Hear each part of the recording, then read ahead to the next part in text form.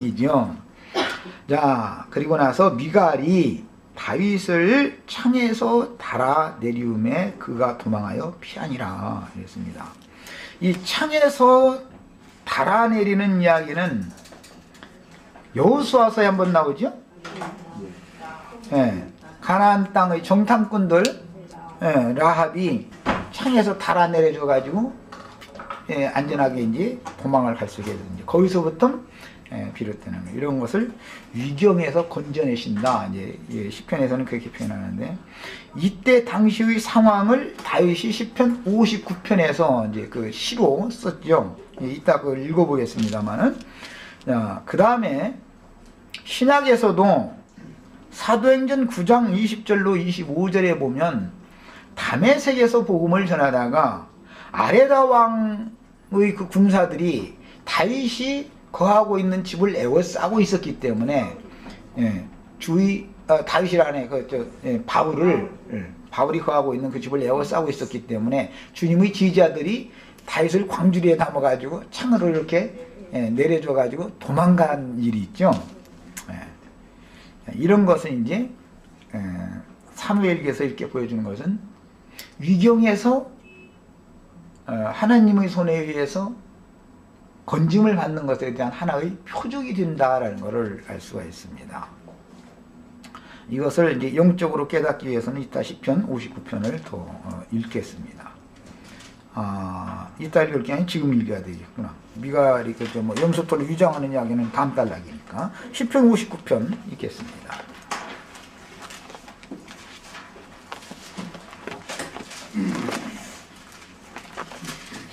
시편 59편이 지금 이때 당시 상황을 이제 시편에서 그 다윗이 이제 그 시로 쓰는 이야기가 시편 59편이죠.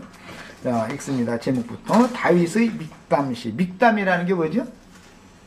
금원. 우리 한국말로는 금원이라고 하죠. 가장 황금 교훈 뭐 그런 표현을 하죠.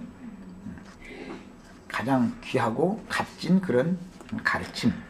믹담시 영장으로 알다스엣이라는 목소리는 무슨 목소리죠? 가장 낮은 저음. 남성 같은 바리톤이 가장 낮은 음이에요? 테너는 높은 음이지. 예, 바리톤이라고 그러지. 아주 가장 낮은 음으로.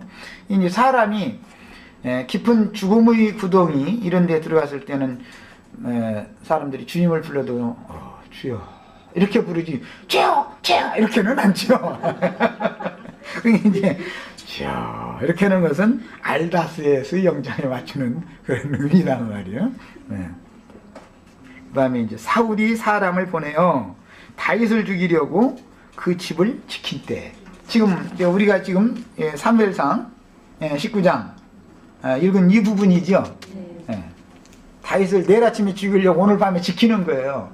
그런데 그때 다윗이 사실은 덜덜덜 떨어가면서 내가 꼼짝없이 죽게 됐구나. 이래가면서 그때 이런 걸 일러서 이제 지옥 체험했다. 세상 말로는 나는 이미 죽음을 거쳐온 사람이다. 다윗은 그때 죽은 거죠. 사실은 여러 번 죽을 고비를 여러 번 넘겼지만 사실은 그런 위경들에서 하나님이 건져주신 그렇게 함으로 인해서 다윗에게 하나님을 절대적으로 붙들고 믿는 믿음을 점점 더해주는 것이잖아요. 우리에게 믿음을 더해줘서 신약에서도 믿음이라는 게 한 번 얻은 것으로 끝나는 게 아니죠. 자꾸 믿음이 더해지셔야죠. 믿음의 진보를 이루려면 어떻게 해요? 이런 과정을 자꾸 거치는 거예요. 나는 꼼짝없이 죽었구나 하고 자기 그 살 소망마저 끊어버리고 버려버리고 살고자 하는 내가 아무리 여기서는 뭐 별 재주를 다 부려도 나는 이제는 빠져나갈 길이 없게 생겼구나 라는 것을 완전히 경험을 지금 이제 다윗이 한 거예요. 신약에서 바울 사도도 그런 경험을 했기 때문에 뭐 살 소망까지 다 잃어버렸었다. 이제 그런 것을 나는 여러 번 경험했다. 뭐 이제 그런 얘기를 하죠. 이런 게 같은 이치예요. 우리 형제 자매님들도 인생 살면서 이런 것을 자꾸 경험을 해야 돼요. 그래야 죽음을 정복하고 이기는 것. 부활이요 생명이신 그리스도가 나의 주님이 되고 나의 구원자가 된다는 것이 뭔지를 찾고 믿음이 더해질 수가 있는 것이죠. 자, 근데 이제 시작했습니다. 나의 하나님이요. 그것은 예수님이 이제 이런 말씀을 할 때는 하늘에 계신 내 아버지요 이렇게 표현을 하죠. 예수님의 아버지가 우리 형제 자매님들의 아버지 같은 아버지야죠. 아멘. 예수님의 아버지는 다른 아버지고 내가 믿는 아버지는 다른 아버지면 이거는 그거 보고 가라지라고 그러죠. 가라지. 종자가 다르다. 근원이 다르다. 근본이. 내 원수에게서 나를 건지고 일어나 치려는 자에게서 나를 높이 드셔서 사악을 행하는 자에게서 나를 건지시고 피 흘리기를 즐기는 자에게서 나를 구원하소서. 뭐 이건 다 그 사무엘기서 그 19장에서 인용하는 말들이죠. 무지한 피 흘리기를 이제 좋아하는 사람은 사울 자신이었어요. 저희가 나의 생명을 해하려고 엎드려 기다리고 강한 자가 모여 나를 치려하오니 여호와여 이는 나의 범과를 인함이 아니요 나의 죄를 인함도 아니로소이다. 내가 허물이 없으나 저희가 달려와서 스스로 준비하오니 스스로 준비한다는 건 내일 아침에 이제 죽이려고 이제 하는 그런 걸 말하는 거예요. 신약에서 예수님 어떻게 죽으면 죽일까 해서 목을 지켰다 이제 그런 거죠.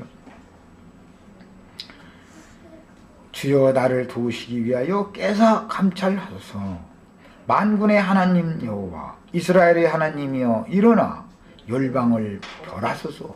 보니까 지금 다윗의 그때 당시의 체험은 사실은 예수님의 기도와 같은 뜻이고 이제 이런 다윗의 모든 기도들을 예를 들어 히브리서에서는 주님이 육신으로 오셨을 때는 눈물과 간구로 하나님 앞에 기도를 했다.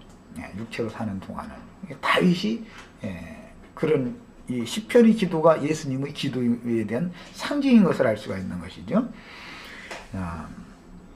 만군의 하나님 여호와 이스라엘의 하나님이여 일어나 열방을 멸하소서. 무릇 간사한 악인을 긍휼히 여기지 마소서. 저희가 저물게 돌아와서 개처럼 울며 성으로 두루 다니고 그 입으로 악을 토하며 그 입술에는 칼이 있어 이르기를 누가 들으리오 하나이다. 여호와여 주께서 저희를 웃으시리니 모든 열방을 비웃으리이다.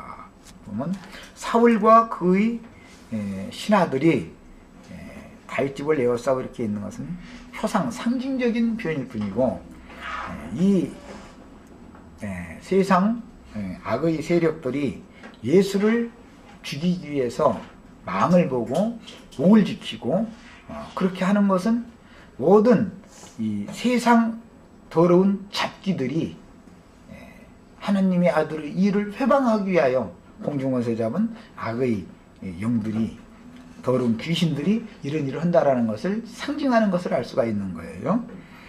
그 다음에 그 입술에는 칼이 있다 그랬는데 그 사울의 경우 같으면 이제 단창을 던진 걸로 돼 있죠. 아까 제가 이제 그래서 이런 것은 설교를 말하는 거다 이제 이렇게까지 표현을 했는데 날카롭고 예리하게 전국을 찌르는 어떤 예리한 질문을 쫙 받고 물고 늘어지는 거예요. 왜? 자꾸 질문을 함으로 인해서 예수님이 어떤 비진리에 속한 어떤 말을 그들이 꼬리를 잡기 위해서 자꾸 질문 공세를 하는 거예요. 그것은 뭐예요? 창 던지는 것으로 상징이 되었고 날카로운 칼 가지고 계속 찌르는 공격하는 것이거든요. 이런 것들은 우리 형제 자매님들이 많이 경험들을 많이 해보셔야 돼요. 앞으로는 우리 형제 자매님들이 그런 영적 전쟁을 많이들 해서 연마되어 주셔야 되겠어요. 어떤 공격을 할 때는 어떤 말로 어떻게 대처해야 된다는 것을 잘 유효적절하게